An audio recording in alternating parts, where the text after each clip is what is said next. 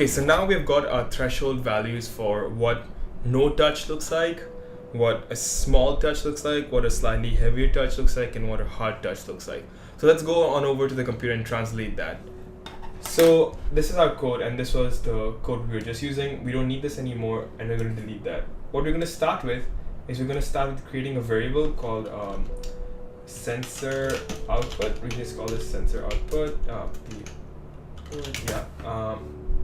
And we're going to set sensor output to basically read the value of the sensor. So we're going to go into here, go into analog read pin P1. And now that we're reading it and we're saving it to sensor value, we can use something like an if statement to see, okay, if our sensor value is between, so here I'll just code it out and then explain it to you guys.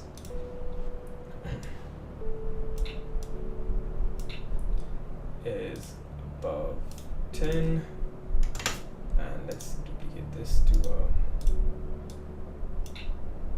but less than 100, then do something. Okay, so basically, if you guys remember, when we weren't touching the sensor, it was giving us a small value between 4 and 6.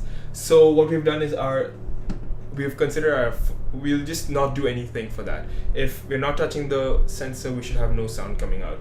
And if we do touch a sensor which is above 10, right, we'll just add a little bit of margin.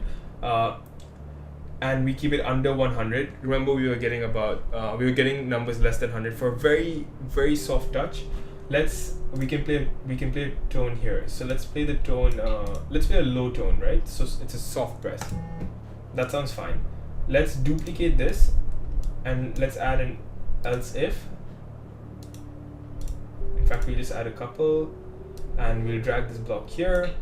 We'll modify it so if it's above 100 but less than 250, then let's play slightly higher sound. Then let's duplicate that again, and let's go for 250 to 500. So slightly harder press. Let's play a slightly higher sound. And lastly, we'll do one above 500. So that's a very, very, very hard press. So it's above 500, and we don't need this part, so we just delete that.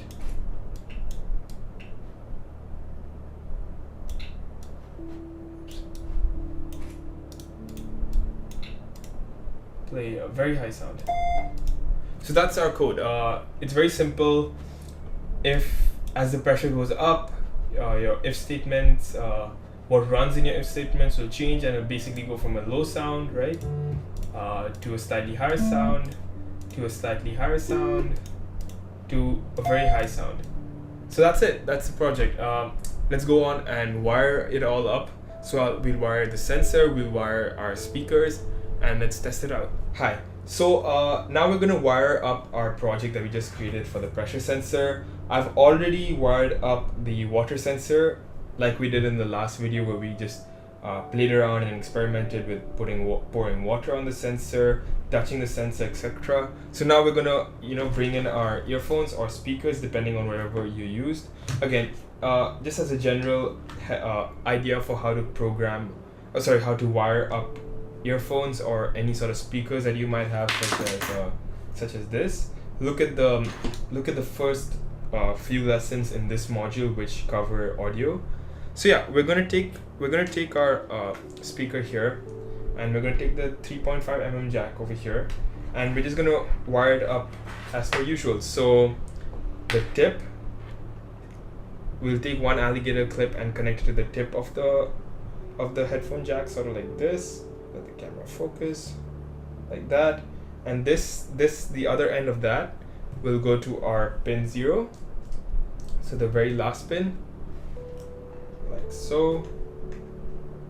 And the last alligator clip will go to the base. It's the base over here of the headphone jack. So your headphone jack should look like this. And the other end, oops, let me get everything in frame. Yeah, and the other end over here will connect to ground. So what you can do is take your ground here, slide up the sheathing for the alligator clips, just take that, and I'm just gonna clip that onto the other alligator clip, like so. Oh, just before we test out our code, I just want to recap exactly how everything is connected, because right now everything looks like a mess and it could be very confusing. The three cables on the water sensor, there's the S, plus and minus, which stand for signal, positive and negative. The signal is connected to pin number 1, which over here is this pin, right here. That'll send the signal for how much moisture there is on the sensor to the microbit. The plus over here is connected to 3 volts, which is right here. It's a red alligator clip I'm touching right here. That will give power to the sensor, and the minus is connected to ground, which is the black alligator clip right here, and that will give again, that'll help giving power to this water sensor. The headphones here, or your speakers if you used something such as this, will be connected the same way we connected it before, which is the tip of the speaker right here, the tip of the headphone jack right there will be connected to pin 0, and the base of the headphone jack right there will be connected to ground. So there are 2 ground connections, one to the sensor and one to the headphone jack. That's okay. So let's test it out. Let's do a very light touch. Here, 1 second. So let's test it out. I'm going to do a very light touch. Okay, let's do a slightly harder touch.